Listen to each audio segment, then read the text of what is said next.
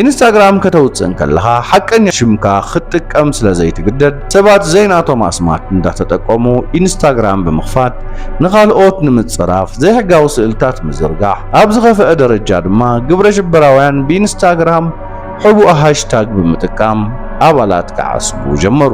ኣብ መጀመርያ መዓልቲ 25,000 ሰባት እዮም ተመዝጊቦም ኢንስታግራም ክጥቀሙ ጀሚሮም። ካብኡ ትዕቤታ ያቋረጸን ገለ ዓብ ነገር ከም ዝኾነ ፍሉጥ ነይሩ። ኢንስታግራም ከመይ ጀሚሩ?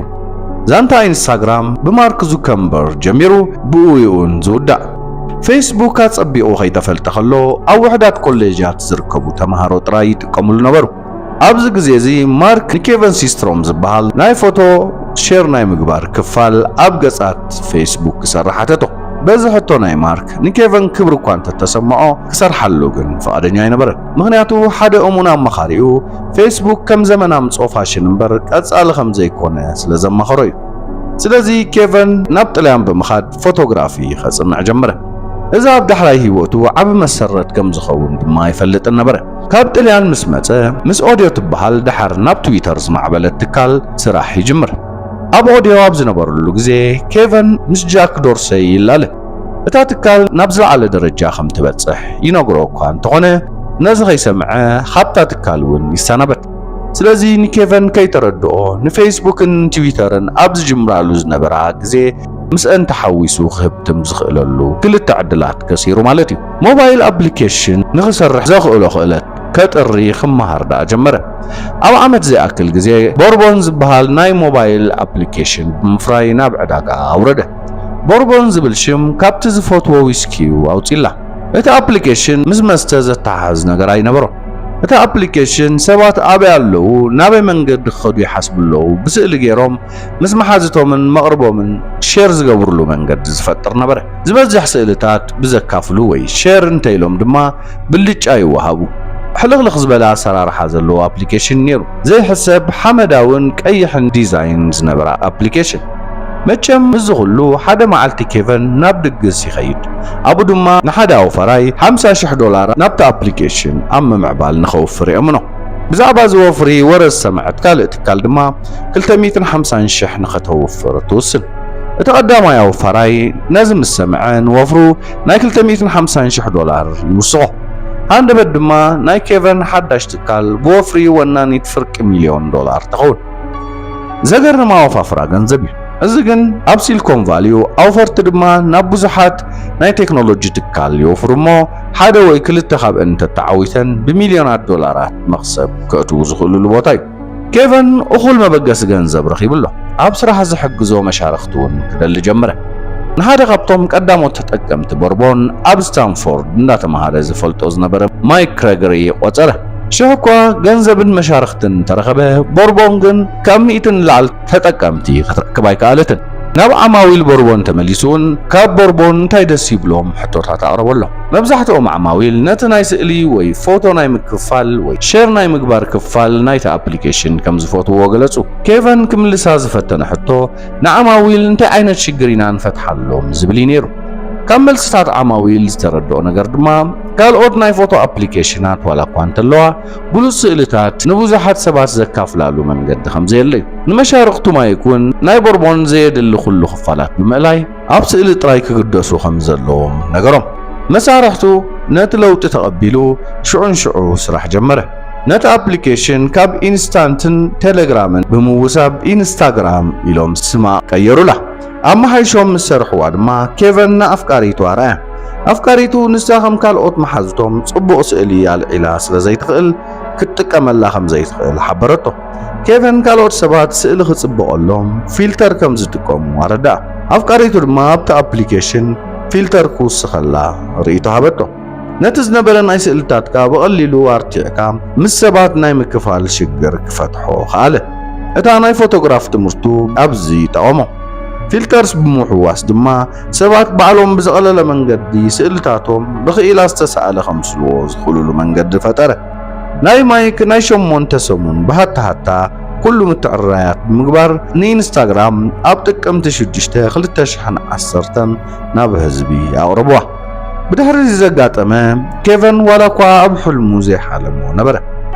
ኣብ መብዛሕትኡ እዋኒናት ንኽጅመርን ብህዝቢ ተቐባልነት ክረክብን ግዜን ጻዕርን ይወስድ እዩ። ዛንታ ኢንስታግራም ግና ከምኡ ኣይነበረን። ኣብ ቀዳመይቲ መዓልቲ 25,000 ሰባት ተመዝገቡ። ኣብ ወርሒ ድማ ልዕሊ ሚልዮን ተጠቀምቲ ረኸበት። ተጠቀምቲ ኢንስታግራም ኣብ ኢንስታግራም ዘርትዕዎ ስእልታቶም ናብ ፌስቡክን ትዊተርን ክዝርግሕዎ ጀመሩ። ዝያዳ ተጠቀምቲ እውን ናብ ኢንስታግራም ተሰሓቡ።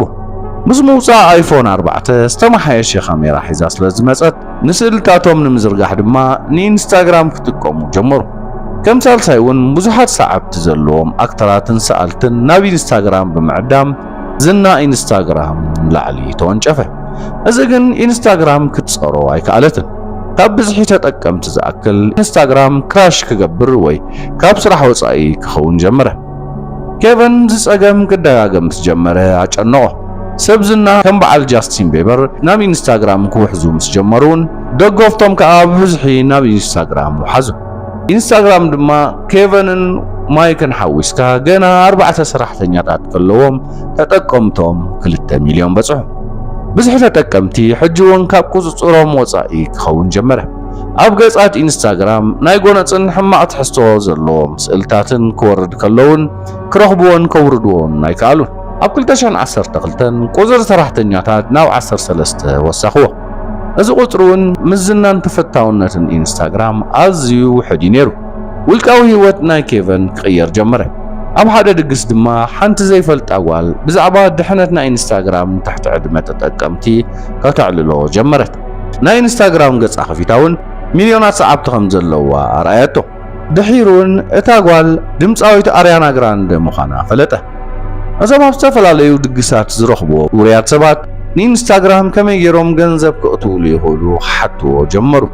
ኬቨን ነቶም ውርያት ሰባት ኢንስታግራም ንሸቐጥ ክጥቀሙሉ ከም ዘይብሎም ምስቶም ሰዓብቶም ከዛምዶም ዝኽእል መደባት ከዳልውዩ ጸቒጡ ዝምልሰሎም ነይሩ። ኣብ ናይ ኢንስታግራም ሕግታት እውን ሰባት ኣብ ነብሶም ምውዕዋዕ ክጽመዱ እንከለዉ ንሰዓብቶም ስለ ዘሕዝኑ ካብዚ ካብ ምግባር ክውገዱ ዝገልጽ እዩ። እዚ ግን ተጠቀምቲ ኢንስታግራም ዝሽየጥ ነገራት ብምውዕዋዕ ካብ ምሻጥ ደዋ የበሎምን። እታ ንፈጠራን ፎቶን ተባሂላ ዝተመስረተት ኣፕሊኬሽን ድማ ከም ድኳን ዕዳጋ ተቐየረት። ኣብ መጀመርያ እቶም ውርያት ሰባት ብኻልኦት ዓበይቲ ትካላት ተመዊሎም የወዓውዑ ከም ዝነበሩ ከም ምስጢር ሒዞሞ ነበሩ። ሰዓብቶም ድማ ሓቀኛ ትዕዝብቶም ዝነግሩ ይመስሎም ነበረ። እንተኾነ ከም በዓል ኪም ካርዲሽያን ሓንቲ ስእሊ ናብ ምውዕዋዕ ንምውራድ ልዕሊ $1,000,000 ትወስድ ነበረት። እቲ ዘገርም ክሳብ እዚ ግዜ እዚ ኢንስታግራም ዝኾነ መሰረታዊ ስርዓት ወይ ኣልጎሪዝም ኣይነበራ። እንታይ ዝያዳ ተራእይነት ወይ ቪው ይረክብ ንምውሳን ኣባላት ኢንስታግራም ባዕሎም ይመርጹ ነበሩ። من زيادة هبتن زنان يركب من زيادة صلوة أبهل إنستغرام يهلو بوم يوصل نبره. أزن أبالات إنستغرام نعم لها وحيلي هبو أزد ما مزغلو نايموعو عقباب سلزيت تأتاتو نرسوم مالت يومون ننتي ولا حد ربحا يرخبو نبرو كابتون باوفر تزمت أولهم غنزب يوم زسرحوز نبرو عندبت تويتر إنستغرام كتغز عدليت وانا حلافي نكيفن عديمو أبلعو واستيو بزعبا دليت ناي تويتر دما تنبهلو انتهونا كيفن كتسيلو زغبرو جن نتويتر جس دمم نبره مارك زوكربيرغ نكيفن صوعو نينستغرام كغز أدليت كمزلو بقطتا نغرو 1 بليون كفلو مخانون نغرو مارك ندليت كيفن أبقمت بمأتاو إنستغرام مس فيسبوك بمحواسا خم تتقم متتتاو فيسبوك زي بلون بعلو خم محدرا خم زخيل طلب أربلو نبزحات سرحتنياتات ناي كيفن بزقرم منقد دما نتطلب تقبله فيسبوك نعبيت إنستغرام كم تحجزن كم تقالاتفن ترديو نبره ناي فيسبوك استرعا سرعات إنستغرام عاب حجز كم زخنا أب قمت أتيو مس فيسبوك مزي تحوز كمت أزخل سعبيناتون أي تفون أب كل تشحن 10 تخلتن إنستغرام أب تحت فيسبوك أتوت أبدو وانتي ناي موبايل أبليكيشن مغا 18 ورح تراي زغبرت 1 بليون زخفله نمجمريا غزي نبره إنستغرام ولا حدا أتاوس لزي نبرها فيسبوك نمنتاي كندزي أكل جنزب خمزة وصالا نوزحات يتردؤ من انتخونا أبكل تشحن 10 شعاتن إنستغرام أو عمت 24 بليون دولار كتأتو جمرت إذا أستاد 30 ميتاويت ناي فيسبوك عمتها هبتيو سلازي فيسبوك نختو ورادرات تخيل تكال أب تحتيا ائتيا الله مالتي بلح سقوم تخانا بره ምስ ናይ ፌስቡክ ናይ ውልቃውነት ናይ ተጠቀምቲ ዘይምሕላው ዝነበረ ክስተታት ተጠቀምቲ ፌስቡክ ዝያዳ ዕድልን ውልቃዊ ሓበሬታ ናይ ሰባት ክትረክብ ምዃና ኣይሓጎሶምን። እዚ ውዕል ምስ ተኣወጀ መንግስታት ዓለም እዚ ውዕል ፌስቡክ ንማሕበራዊ መራኸቢታት ክትዕብልሎ ከም ትኽእል ብምግማት መርመራ ኣካየዱ፣ ሸለሊሎም እውን ኣሕለፍዎ። ኣብዚ መጽእ ዓመታት ግን ተንተንቲ እቲ ውዕል ኣብቲ 10 ዓመት ዝተገበረ ዓብዪ ጌጋ ምንባሩ ገለጹ። ሓደ ካብ መስረቲ ፌስቡክ ክሪጅ ሁጅን እቲ ውዕል ክግደፍ ብምጽዋዕ እቲ ውዕል ንማርክ ተራእዩን ተሰሚዑን ዘይፈልጥ ዘይ ኣሜሪካዊ ሓይሊ ከም ዝቦ ገለጸ። ን13 ሰባት ዝሓዘ ጉጅለ ናይ ኢንስታግራም ኬቨን ክዘናጋዕ ናብ ሌስ ቬጋስ ሒዝዎም ከደ። እቲ ድግስ ግን ነዊሕ ኣይቀጸለን። ሰራሕተኛታት ኢንስታግራም ብፌስቡክ ተቆጽሩ። እቲ ንኢንስታግራም ብምሻጥ ዝተረኸበ ገንዘብ ግን ኬቨንን ማይክን ወሰድዎ። ቀጻሊ ዘብለጭልጭ ነገራት ከም ሓዳስ መኪና፣ ሮሌክስ ሰዓት፣ ካልእ ዝተፈላለየ ነገራት ናብቲ ቤት ጽሕፈት ኢንስታግራም ክመጽእ እንከሎ ሰራሕተኛታት ኣብ ርእሲ ኬቨን ጽልኢ ያሕደሩ። እዚ ግን ቀቀሊል እዩ። ሽግራት ኬቨን ይጅምር እምበር ኣይተወደአን። ጸልማት ዓለም ናይ ኢንስታግራም ብዘይ ፈቃድካ ከይከፈለትካ ስእልታትካ ክትሸጦ መሰል ከም ዘለዋ ዝገልጽ ዓንቀጻት ክወጽእ ጀመረ። እዚ ምቅያራት ድማ ምድምሳስ ኢንስታግራም ከም ትሬንድ ወይ ፋሽን መጽኡ ብዙሓት ተጠቀምቲ ንኢንስታግራም ካብ ሞባይሎም ደምሰስዋ። ሽግራት ኢንስታግራም ግን በዛ ኣይተወደአን። ኢንስታግራም ከተውፅእ ከለኻ ሓቀኛ ሽምካ ክትጥቀም ስለዘይትግደድ ሰባት ዘይናቶም ኣስማት እንዳተጠቀሙ ኢንስታግራም ብምኽፋት ንኻልኦት ንምጽራፍ ዘይሕጋዊ ስእልታት ምዝርጋሕ ኣብ ዝኸፍአ ደረጃ ድማ ግብረ ሽበራውያን ብኢንስታግራም ሕቡእ ሃሽታግ ብምጥቃም ኣባላት ክዓስቡ ጀመሩ። ዘይቁጸሩ ጸብጻባት ብዛዕባ ኣሉታዊ ጎንታት ናይ ኢንስታግራም ኣብ ኣእምሮ ደቂ ሰባት ብዛዕባ ዝምድና ተጠቃምነት ኢንስታግራምን ጭንቀት ወይ ቅዛነት ዝገልጽ መጽናዕታዊ ጽሑፍን ወጸ። ካብዚ ዝገድድ ኣብ 2021 ዎል ስትሪት ጆርናል ፌስቡክ ኢንስታግራም ምጥቃም ጎዳኣ ምዃኑ እንዳፈለጠት ነዊሕ ዓመታት ካብ ሰብ ሕጊ ሓቢኣቶም ከም ጸንሐት ዝገልጽ ሓበሬታ ካብ ኣብ ፌስቡክ ዝሰርሑ ወረ ከም ዝረኸበት ጸሓፈት። ስለዚ ኢንስታግራም መጽናዕቲ ብዛዕባ ዝኽስታት ገበሩ። ኢንስታግራም ንገለ ክፋል ናይ ተጠቀምቲ ማለት ካብ 12 ክሳብ 19 ዕድመ ዘለዋ ደቂ ኣንስትዮ ሃሳይ ምዃኑን ኣረጋገጹ። ምክንያቱ ኣብቲ ዕድመ ዝርከባ ደቂ ኣንስትዮ በቲ ኣብ ኢንስታግራም ዝሪኦ ትሕዝቶ ብዛዕባ ኣካላተን ሓንቲ ካብ 3 ሕማቅ ከም ዝሰምዓ ይገብር። ካልእ ውሽጣዊ መጽናዕቲ እውን 13 ካብ ብሪጣንያውያን ነብሰን ከቐትላ ሓሳብ ዘለወን ካብ ኢንስታግራም ምጥቃም ዝተበገሰ ዝገልጽ ሓበሬታ ከም ዝኾነ ረኸቡ። ብዙሓት እውን ኢንስታግራም ኣታዊታታ ንምብዛሕ ቅድሚ ጥዕና ዓማዊላ ከም ትሰርዖ ክኸሱ ጀመሩ። ከምኡውን ካብቶም ቀዳሞት ሰራሕተኛታት ኢንስታግራም ነቲ ዝተቐየረ ኣሰራርሓ ኢንስታግራም ማለት ገለ ዓማዊል ፋይስቲዩንን ላይስቲዩምን ዝኣመሰለ ብምጥቃም ንኣካላቶም ቀጢን ንምምሳል ንኣስናኖም ንምጽዕዳው ክቕየሩ ጀመሩ። እዚ ኣብ ካልኦት ተዓዘብቲ ናይ ምውድዳር ጭንቀት ወይ ኮምፒቲሽን ኣኔክሲቲ ያስዓበሎ። ሮያል ሶሳይቲ ኦፍ ፓብሊክ ሄልዝ ድማ ንኢንስታግራም ንጥዕና ኣእምሮ ንኣሽቱ ኣዝያ ጎዳኢት ኣፕሊኬሽን ብምባል ረቑሕዋ። ምክንያቱ ንመሓዙትካ ኩሉ ግዜ ኣብ ምዝንጋዕን ሕጉስ ኩነታትን ክርእይዎም ከለዉ ኩሉ ሰብ ዓለሙ እናረኣየ ከሎ ንሶም ዝተረፉ ዘለዉ ኮይኑ ክስምዖም ከም ዝገበረት ይገልጽ። ናሽናል ጂኦግራፊ እውን ምዝዋር ከመይ ከም ዝተቐየረ ብምግላጽ ሰባት ቦታታት ንምዕዛብ ምጓዓዝ ገዲፎም ስእልን ምውሳድ ክገሹ ጀሚሮም ከም ዘለዉ ብኣብነት ኣብ ኒውዮርክ እትርከብ ድልድል ናይ ኢንስታግራም ስእሊ ክትሰኣለላ ተመራጺት ቦታ ብምዃና ኣስታት 8000 ሰባት መዓልታዊ ክበጽሕዋ ጀመሩ። ሰባት ስእሊ ወስዱ ሓደገኛ ዝኾነ ተግባራት ከም ካብ ነዋሕቲ ህንጻታት ተንጠልጢልካ ምስኣል ጀመሩ። ብኸምዚ ሓደገኛ ተግባራት ድማ ካብ 2011 ክሳብ 2017 259 ሰባት ሞቱ። ከም ናይ ጓል 14 ዓመት ሞሊ ሩሰል ልቢ ዝሰብር ዛንታውን ኣሎ። ኣብ ኢንስታግራም ብዛዕባ ነብሰ ጉድኣትን መቕታልን ትሕዝቶኦም ምስ ረኣየት ነብሳ ኣጥፍአት። ኣቦኣ ድማ ጓለይ ነብሳ ክትቀትል ኢንስታግራም ኢድ ኣለዋ ይብል።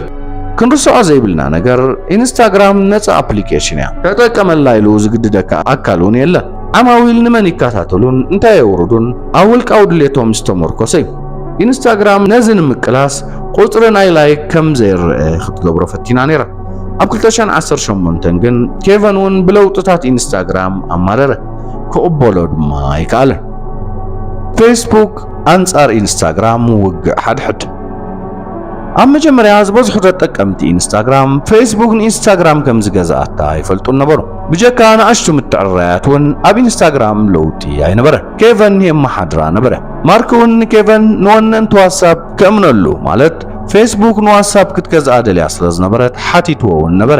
ምስ ግዜ ግን ፌስቡክ ኣብ ኣሰራርሓ ኢንስታግራም ዝያዳ ምትእትታው እናገበረት መፀት። ኣብ መንጎ ኬቨንን ዙከንበርግን ድማ ዓብ ዘይምስምምዕ ተለዓለ። ኬቨን ድማ ንድሌታት ማርክ ከተግብር ክግደድ ጀመረ።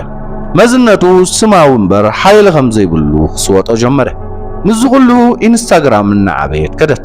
ማርክ ድማ ኢንስታግራም ንዕቤት ፌስቡክ ተሓንቆላ ኢሉ ክፈርሕ ጀመረ። ወላ እኳ ክልቲአን ትካላት ኣብ ትሕቲኡ እንተኾና ፌስቡክ ግን ከም በኽሪ ይውላዱ ይርአ ነበረ። ዙከንበርግ ከም ተወሳኺ ሰራሕተኛታት ኢንስታግራም ብ800 ጥራይ ክውስኹ እዩ ኣፍቂዱ። እዚ ድማ ንኬቨን ብዛዕባ ውሳኔታት ዙከንበርግ ዓዊሉ ክዛረብ ከም ዘይቅበሎ ገልጽ ጀመረ። ኣብ መንጎ ማርክን ኬቨንን ዘሎ ምትፍናን ድማ ናብ ዝለዓለ ደረጃ በጽሐ። ኬቨን ካብ ስርሑ ዕረፍቲ ወሰደ። ዕረፍቱ እውን ደጋጊሙ ኣናውሖ። ምስ ተመልሰ ካብ ስርሑ ብድሌቱ ከም ዝተሰናበተ ገለጸ። መሻርክቱ ማይክ እውን ከምኡ ገበረ። እዚ ንሰራሕተኛታቱ ዘሰንበደ ፍጻመ ነበረ። ምስ ምውፃእ ክልቲኦም መስረቲ ኢንስታግራም ፌስቡክ ብዙሕ ምቅያራት ገበረት። መዋዓውዒ ከም ዝውስኽ ካብ ኢንስታግራም ናብ ፌስቡክ ዝመርሕ ሊንክ ተወሰኸ። ወላ እኳ ኣረኣያ ሰባት ኣብ ኢንስታግራም ዝተፈለየ እንተኾነ ኢንስታግራም ብሓፈሻ ክትረአን ከላ ግን ዕውት ዋኒና። ካብዚ ዝተሓዋወሰ ዕላማ ዘለዎ ቦርቦን ርእይቶ ዓማዊሉ ተቐቢሉ ናብ ሓደ ዕላማ ዘለዋ ገይሩ ብምቕያሩ ሓደ ትምህርቲ ካብ ኬቨን ንመሃሮ እዩ።